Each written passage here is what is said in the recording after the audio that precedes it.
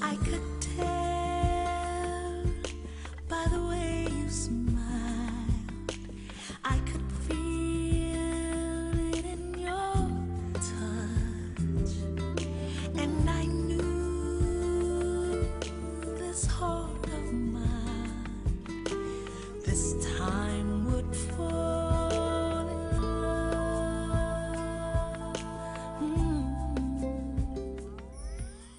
Bonjour ou bonsoir à toutes et à tous en fonction de l'heure à laquelle vous nous suivez de chez vous. Bienvenue dans cette nouvelle série de partage qui s'intitule « Elle et lui ». Je vais premièrement remercier le Seigneur pour cette grâce et pour cette opportunité qui me fait de commencer cette nouvelle série de partage avec vous. Mais aussi, je tiens à remercier toute l'équipe Worldread pour cette marque de confiance envers ma personne. Je vais me présenter donc. Je m'appelle la sœur Ketia Safari Safi. Je vis à Bruxelles, en Belgique, où je suis étudiante en marketing à la Haute École EFEC de Bruxelles. Alors, tout au long de notre partage d'aujourd'hui, nous allons nous concentrer sur comprendre l'amour de Dieu pour nous. Donc, nous allons nous concentrer sur comprendre l'amour de Dieu pour nous. Premièrement, nous allons définir l'amour selon ce que le dictionnaire nous dit et ensuite, nous allons parler de l'amour selon Dieu. Alors, qu'est-ce que c'est que l'amour ? Le dictionnaire nous dit que l'amour est un sentiment très intense de passion, d'intérêt, d'un attachement qui englobe la tendresse, l'attirance physique entre deux personnes. Il nous dit aussi que c'est un mouvement, de dévotion, de dévouement qui porte vers une divinité, un idéal ou encore vers une autre personne. Et lorsqu'on parle de l'amour selon Dieu, très souvent on se réfère au verset de la Bible, Jean 3,16, qui nous dit « Car Dieu a tant aimé le monde qu'il a donné son Fils unique afin que quiconque croit en lui ne périsse point mais qu'il ait la vie éternelle. » Ici, nous allons lire aussi dans 1 Jean au chapitre 4, versets 7 à 11. Je vais le lire dans la version parole vivante afin que cela puisse être bien clair pour tout un chacun de nous. Je lis au nom du Seigneur, 1 Jean chapitre 4, versets 7 à 11, qui nous dit ceci. « Mes bien chers amis, aimons-nous les uns les autres, car l'amour vient de Dieu. Celui qui rayonne l'amour est passé par la nouvelle naissance. Il est enfant de Dieu et il vit dans une intime communion avec Dieu. Qui n'aime pas n'a rien compris de Dieu, car Dieu est amour. Voici comment Dieu a montré qu'il nous aimait. Il a envoyé son Fils unique, dans le monde pour que par lui, nous ayons la vraie vie. En quoi consiste l'amour? Dans notre amour pour Dieu? Non, ce n'est pas nous qui avons aimé Dieu, c'est lui qui nous a aimés d'abord.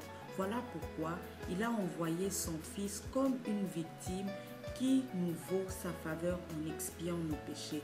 Mes chers amis, si Dieu nous a tant aimés, nous devons nous aussi nous aimer les uns les autres.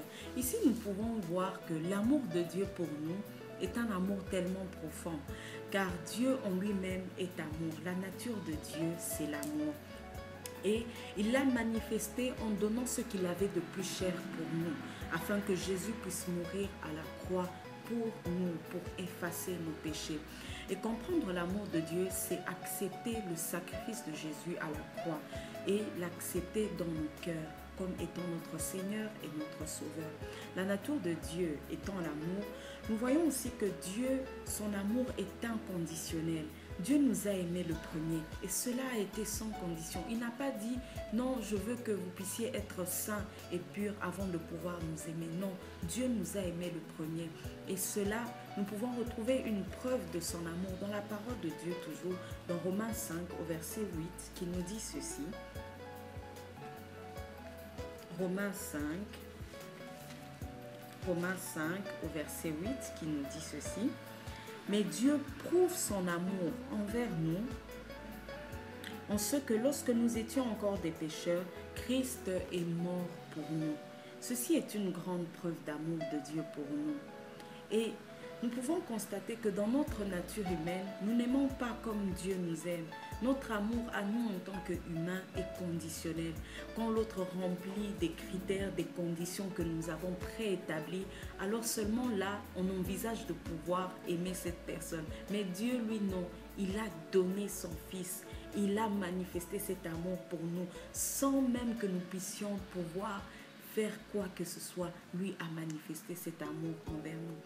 Et Certains disent parfois, oui, je t'aime parce que tu es belle, je t'aime parce que tu es beau. On regarde de l'extérieur ce qui nous plaît, alors là seulement on dit qu'on aime la personne à cause de ci ou de ça. Mais Dieu, lui, a simplement aimé le monde sans condition. En tant qu'humain, notre amour change, notre amour varie. Un jour on aime, un jour on n'aime pas. Tantôt on aime, tantôt on n'aime pas. Et ça varie en fonction des humeurs, en fonction des circonstances, en fonction de notre entourage. Mais l'amour de Dieu pour nous est immuable, il ne change pas. Et il arrive parfois qu'on entende des personnes, hommes ou femmes, dire « Oh, je n'aime pas cette personne » ou « Oh, je ne ressens plus de l'amour pour cet homme ». Et on fait quoi? On va voir ailleurs. Mais Dieu, lui, il nous aime toujours, même lorsque nous péchons et que nous nous éloignons de lui. Lui, ses bras sont toujours grands ouverts. Lorsqu'on revient à lui d'un cœur sincère et qu'on demande pardon, il nous accueille, il nous reprend dans ses bras, il nous manifeste encore cet amour comme si de rien n'était. Il efface ce que nous avons fait et il nous accueille encore dans ses bras. Un peu comme l'enfant prodigue, il était parti. Mais lorsqu'il est revenu vers son père ne l'a pas jugé. Son père n'a pas porté un jugement vers lui. Mais il lui a manifesté l'amour d'un père. Il l'a accueilli dans ses bras. C'est de cette façon que Dieu nous aime. Lorsque nous partons, lorsque nous nous égarons, lui, il est là. Il nous aime de façon inconditionnelle. Et comment pouvons-nous connaître ou comprendre véritablement l'amour de Dieu pour nous? La Bible nous dit dans Jean 14, du verset 21 à 24, je vais le lire au nom de Jésus, Jean 14, 21 à 24, la Bible nous dit « Celui qui a mes commandements et qui les garde, c'est celui qui m'aime. Et celui qui m'aime sera aimé de mon Père. Je l'aimerai et je me ferai connaître à lui. » Au verset 24, il dit « Celui qui ne m'aime pas ne garde point mes paroles. Et la parole que vous entendez n'est pas de moi, mais du Père qui m'a envoyé. » Ici, on peut bien voir que la Bible nous dit que celui qui aime le Seigneur puisse pouvoir garder ses commandements. Dieu, lui, nous a aimés le premier. Mais en retour, nous aussi, nous devons l'aimer. C'est comme un amour entre un homme et une femme. Si l'amour est seulement en un sens, cet amour-là n'est pas véritable. Mais lorsque l'homme aime et que la femme aussi aime et que cela est réciproque, alors on peut parler d'un amour qui est sincère. Et ce que Dieu nous demande ici, c'est que celui qui l'aime puisse pouvoir garder ses commandements. Et pour pouvoir garder les commandements, on a besoin de les connaître. Et pour connaître les commandements de Dieu, on doit méditer la parole de Dieu. On doit avoir une intimité avec le Seigneur. La parole de Dieu doit devenir une partie de nous. Pour qu'à notre tour, nous puissions aimer comme Dieu nous aime, nous devons intérioriser cette nature de Dieu en nous. Et pour l'intérioriser, on doit passer du temps dans la présence de Dieu. On doit passer du temps dans la méditation de la parole de Dieu. Et cette nature-là, alors, deviendra aussi une partie de nous. Il est aisé de dire à quelqu'un que l'on aime, mais l'amour implique beaucoup de choses, entre autres le partage, le sacrifice, la dévotion envers la personne que l'on aime. Et pour cela, on doit apprendre l'amour en demeurant au pied du Seigneur. C'est lui seul qui peut nous enseigner l'amour. Il est le maître de l'amour. Sa nature, c'est l'amour. Il n'y a pas une autre personne qui peut nous enseigner mieux l'amour, qui peut nous enseigner à pouvoir aimer notre prochain si ce n'est le Seigneur, car sa nature, c'est l'amour. Et un autre point aussi est que l'amour doit être réciproque. Dieu nous a aimés et puisqu'il nous a aimés, nous devons aussi l'aimer en retour. Et quand on aime Dieu, on honore le Seigneur. Lorsqu'on l'aime, on honore sa parole. Dans Matthieu au chapitre 15, le verset 8, il est dit ceci. Je vais lire au nom du Seigneur. Matthieu 15 au verset 8, il est dit « Ce peuple m'honore des lèvres, mais son cœur est éloigné de moi. » C'est le Seigneur qui est en train de parler. On l'honore tout simplement de nos lèvres, mais notre cœur, notre amour pour lui qui doit résider dans notre cœur, il est éloigné de lui. Et lorsque cet amour, lorsque notre cœur est éloigné de lui, on ne peut pas avoir un amour réciproque pour le Seigneur. Et lorsque la parole nous dit que ce peuple m'honore du bout des lèvres, mais le cœur est loin de moi, C'est bien de dire qu'on aime le Seigneur, mais gardons nos cœurs à lui. Gardons nos cœurs au Seigneur. Démontrons-lui notre amour dans notre dévouement pour lui, dans notre passion pour lui. Démontrons-lui que l'on aime, que le sacrifice qu'il a payé pour nous, la mort de Jésus, a apporté un amour constant dans notre vie. Dire à Dieu que l'on aime, on doit dire à Dieu que l'on aime. Lorsqu'on aime quelqu'un, il ne suffit pas seulement de le dire au-dedans de nous, mais nous devons le dire à cette personne. Ah, tu sais, je t'aime. Et dire au Seigneur, Seigneur, je t'aime. Oh mon Dieu, je t'aime. Jésus, je t'aime. Car si Dieu, que nous ne voyons pas, on ne peut pas véritablement lui dire que l'on aime, comment allons-nous dire que l'on aime une personne qui est autour de nous? On doit pouvoir dire à Dieu que l'on aime.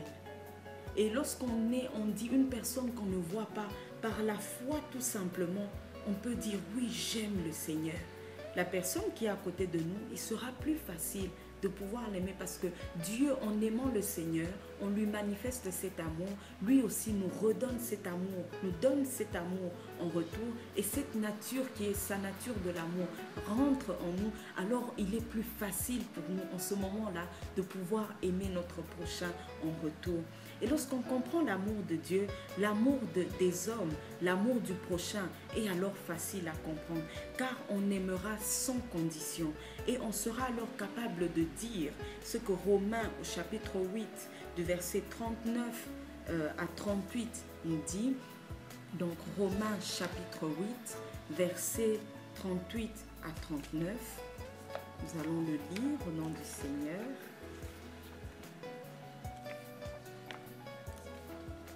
Romains chapitre 8, verset 38 à 39 qui nous dit: oui, j'ai l'absolue certitude que rien ne pourra nous arracher de l'amour de Dieu, ni la mort, ni la vie, ni les anges, ni les puissances infernales, ni les dangers présents, ni l'incertitude de l'avenir, aucune autre force de l'univers, qu'elle vienne d'en haut ou de l'abîme, aucune autre créature, non, rien au monde ne peut mettre de séparation entre nous et l'amour que Dieu nous a témoigné en Jésus-Christ notre Seigneur et dont nous jouissons en communion avec lui.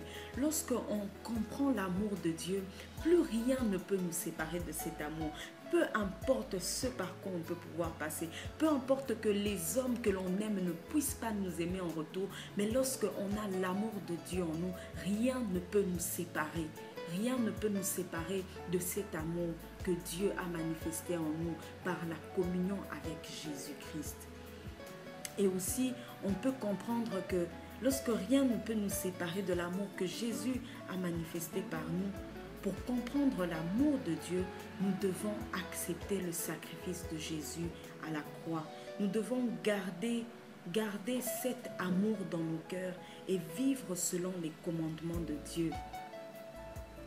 Et la nature de Dieu qui est l'amour doit primer dans nos vies et va primer dans nos vies parce que nous sommes enracinés dans l'amour de Dieu. Par la méditation de la parole, on fait grandir encore cet amour. Par la méditation de la parole dans les prières, on fait grandir encore cet amour. Et cet amour deviendra une partie de nous.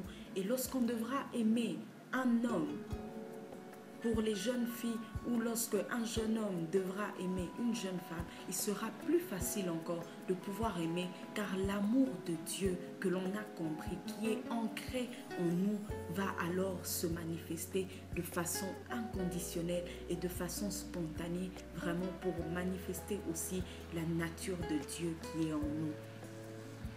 Alors, ce que j'aimerais nous dire, c'est que l'amour de Dieu puisse demeurer dans nos cœurs. Comprenons cet amour. Pour cela, nous devons accepter le sacrifice de Jésus. Lorsque nous acceptons cela, nous acceptons Jésus. Et lorsque nous acceptons Jésus en nous, sa nature qui est l'amour vient alors résider en nous. Et ainsi, on peut pouvoir aimer notre prochain. Ainsi, on peut pouvoir aimer notre semblable.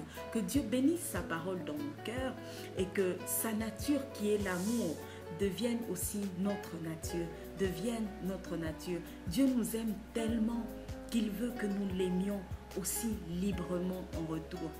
Donc ceci était l'introduction de la série Elle et lui. Et ne ratons surtout pas les prochains partages, car Dieu va nous faire encore du bien au travers de ses serviteurs. Vraiment que cet enseignement, que ces partages sur comprendre l'amour de Dieu puissent être intériorisés en nous et que l'amour de Dieu puisse devenir notre nature afin que nous puissions aimer comme Dieu aime, que nous aimions notre prochain et que nous puissions manifester l'amour de Dieu dans ce monde. Que Dieu vous bénisse et à très bientôt dans la suite de cette série de partages. Que Dieu vous bénisse. Au revoir. Love you faithfully forever.